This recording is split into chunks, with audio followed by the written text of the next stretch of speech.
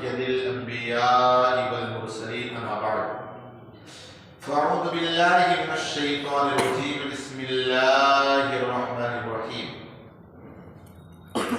إن الله وملائكته يصلون على النبي يا أيها الذين آمنوا صلوا عليه وسلموا تسليما اللهم صل على سيدنا مولانا محمد وآله وسلم صلوا عليه صلاة وسلام عليك سيدي يا رسول الله صلى الله تعالى عليه وسلم بسم الله الرحمن الرحيم بل قلوبهم في غمرة من هذا ولهم أعمال من دون ذلك هم لها عاملون حتى إذا أخذنا مترفيهم العذاب إذا هم يجأرون بلکہ ان کے دل اس سے غفلت میں ہیں اور ان کے کاموں سے جدا جنہیں وہ کر رہے ہیں یہاں تک کہ جب ہم ان کے امیروں کو عذاب نے پکڑا تو جبھی وہ فریاد کرنے لگے۔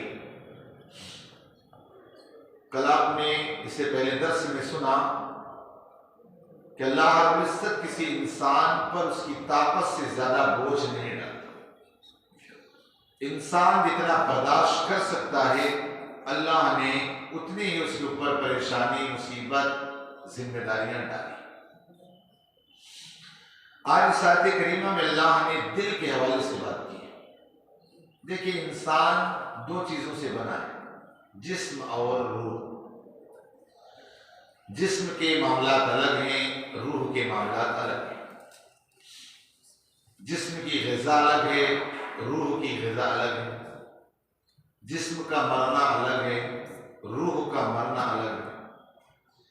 جسم کا سکون الگ ہے، روح کا سکون الگ ہے۔ دونوں کے الگ، لیکن اگر یہ دونوں ساتھ ساتھ چلیں تو زندہ ہے انسان، اگر روح نکل جائے تو انسان مردہ ہے۔ بہرحال اب مجھے آج دل مردہ اس کے حوالے سے بات کرنا ہے۔ دیکھیے جو ہمارا دل ہے نا، یہ بادشاہ ہے۔ یہ جیسا کہیں بھی اگر آپ کے جسم میں کوئی پرابلم ہوا نا، فٹ سی وہ جگہ سپلائی کس کو کرے گی؟ دل کو۔ سمجھے مائنڈ میں دل گیا ایسا ہے۔ اب دل جو فیصلہ کرے گا اس پر یہ کرنا، ڈیسیژن لیا تو یہ کرنا۔ ایسا نہیں کہ ہم خود سے کرتے ہیں۔ پہلے کہیں بھی آپ یہاں چوٹی بھرے نا، فٹ سے آپ یہاں چوٹی بھری ہے، کیا کرنا؟ ہاتھ ہٹانا ہے، لڑنا ہے، مارنا ہے، کیا کرنا ہے؟ فٹ کر کے دل جو آرڈر دے گا نا سارے اعضاء لگنے ہر چیز کا دیکھیں آپ کا کنیکشن ہوئی دل سے ہوگا۔ کوئی دماغ میں آتے ساتھ آدمی نہیں، دل میں آئے گی بات، ہاں کہ یہ کرنا نہیں، یہ صحیح ہے۔ ڈیسیژن دل لیتا ہے، دل یہ بادشاہ ہے۔ خود آقا کریم صلی اللہ علیہ وسلم نے فرمایا الا ان فی الجسد مضغۃ واذا صلحت صلح الجسد كله واذا فسدت فسد الجسد كله الا وهي القلب۔ فرمایا آگاہ انسان کے جسم میں گوشت کا لوتھڑا ہے، جسم میں گوشت کا لوتھڑا ہے، اگر وہ سدھر جائے تو پورا وجود سدھر جاتا ہے، اگر وہ بگڑ جائے تو پورا وجود بگڑ جاتا ہے، پورا وجود۔ اگر یہ دل جمال ٹنکی رکھی ہے اور چاروں طرف نل لگے، اندر جیسا پانی ہوگا ٹوٹی میں نل میں تو ہی آئے گا، الگ تو نہیں آئے گا۔ گندا ہے تو گندا، صاف ہے تو صاف۔ اسی طور پر یہ دل جیسا ہوگا ٹنکی کی طرح۔ دل اگر صاف ہے تو کبھی انسان اس نظر سے قرآن کی تلاوت کر رہا ہے، دل صاف ہے آقا پر درود پڑھ رہا ہے، دل صاف ساری چیزیں کر رہا ہے۔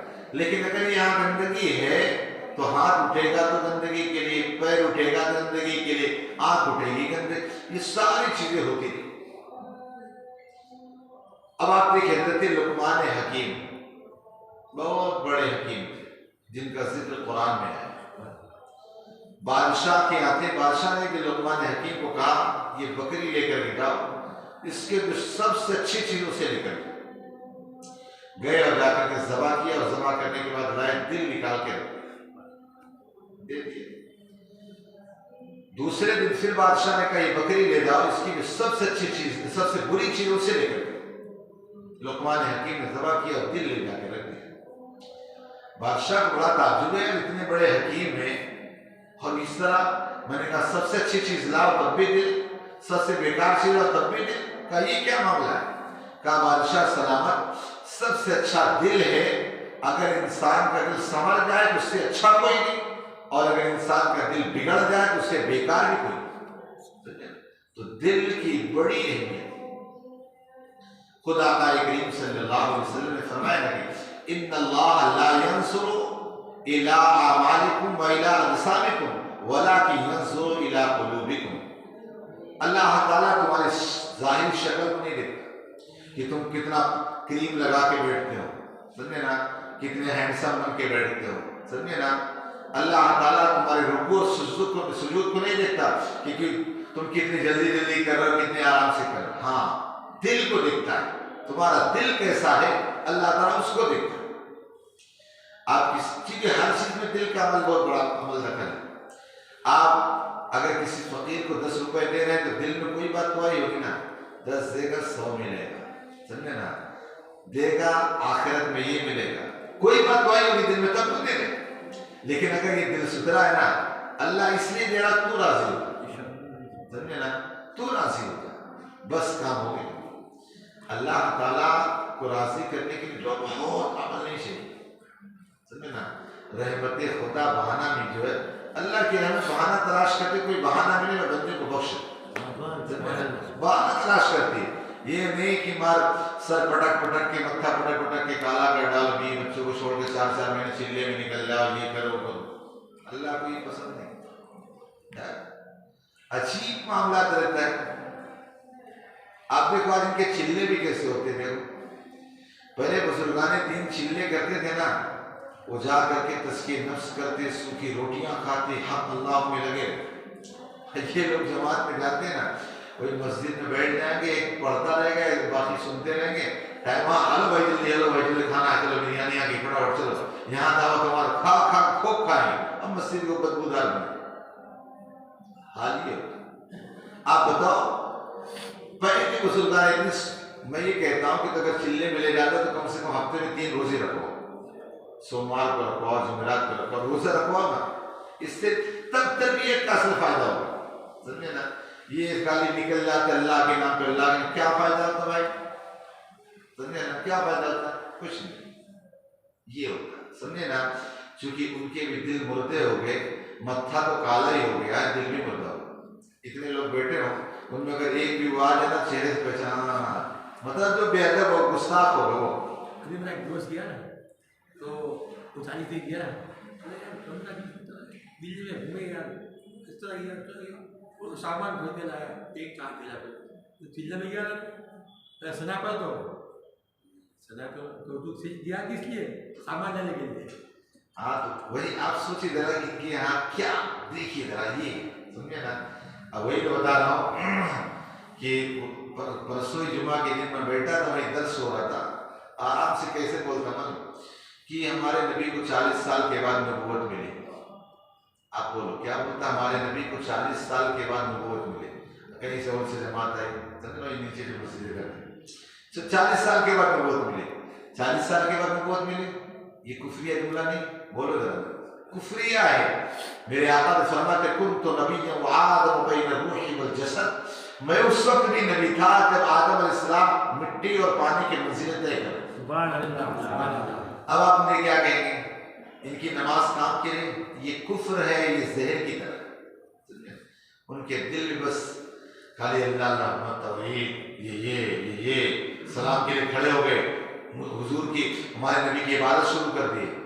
یار ہاتھ باندھ کے کھڑے ہونا اگر عبادت ہے، عبادت اعلیٰ درجے کی چیز کا نام، انسان اپنے پیشانے کو کسی کو خدا سمجھ کر اسے سامنے جھکا، یہ عبادت۔ اگر میں جا رہا ہوں، یہ سوچے کہ ہمارے امام صاحب حضرت ہاتھ باندھ کے کھڑے ہوئے، یہ عبادت ہوئی کہ تعظیم نہیں نا۔ اسی طرح حضور کے لیے اگر مصطفیٰ جان رحمت پڑھتے تو عبادت نہیں، تعظیم۔ یہ فرق سمجھتے ہی نہیں، ان کی عقلوں کو کیا ہو جاتا ہے، کہنے لگتے ہیں دیکھو پہلے کعبے کی طرف ہاتھ باندھ کر کے عبادت کر رہے تھے، اب مدینے کی طرف ہاتھ باندھ کے عبادت کر رہے ہیں۔ اس طرح کی بات بولے، عبادت کس نے کہہ دیا؟ ارے بھائی ہم جو کھڑے ہوتے ہیں نا نماز کے بعد مدینے کے رخ، اس وجہ سے تاکہ حضور اللہ کی عبادت تو ہو چکی ہے، لیکن جس نبی کے ذریعے اللہ نے نمازیں دی، اللہ نے طریقہ بتایا، قرآن ملا، ایمان ملا، سب کچھ ملا، कम से कम उस नबी का शुक्रिया अदा करते हुए अपने आका पर दरूद तो पढ़ लें।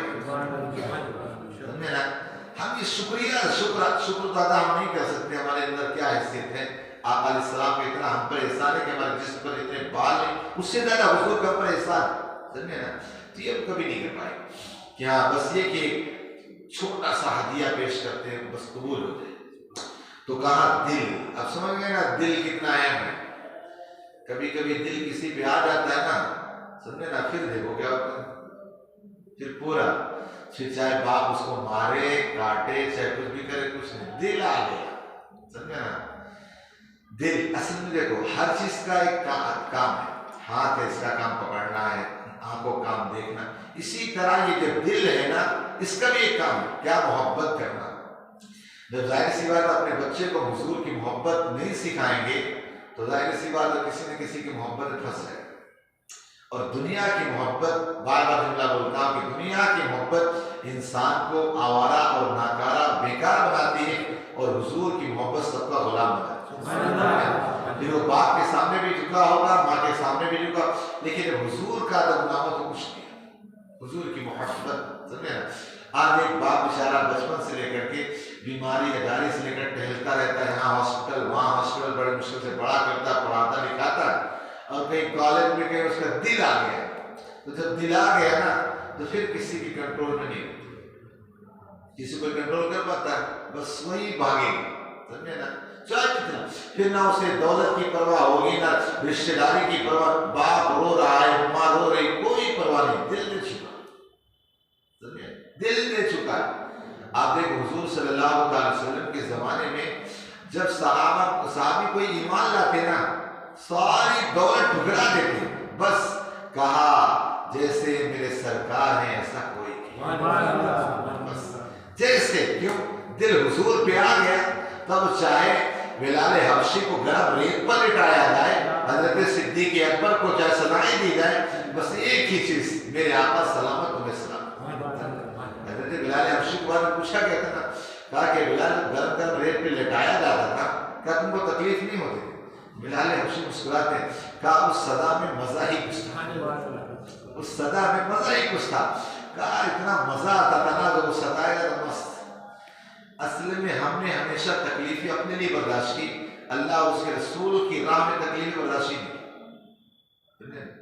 यहाँ सुबह तो ठंडा पानी से वजू, समझे ना, हजरत मौला कायनात कहते हैं ठंडी में ठंडे पानी से वजू करने में मुझे मजा आता, समझे ना, ठंडे पानी से वजू करने में मजा आता। तो बहरहाल इस दिल को संभालने की जरूरत है।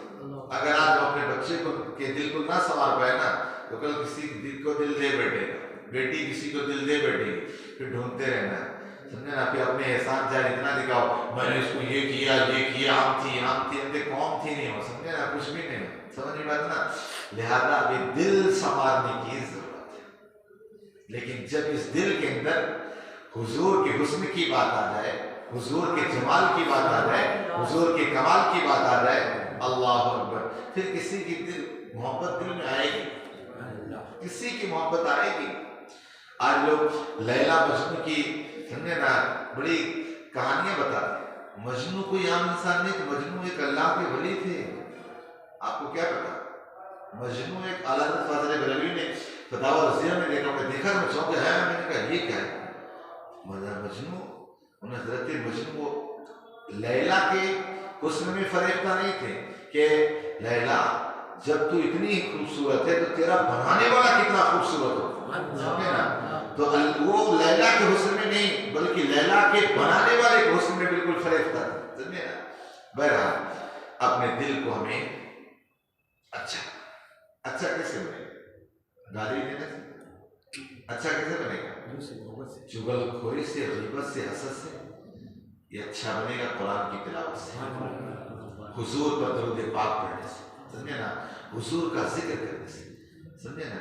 आज इस उम्मत को, आज ही मेरी बात हो रही थी कि आज हमारे असल में पोस्ट सामने आई, तो कभी कभी ऐसी पोस्ट आती तो हंसी थोड़ी निकल तो जाती, मैं पढ़ा तो लेकिन तवज्जो नहीं दिया।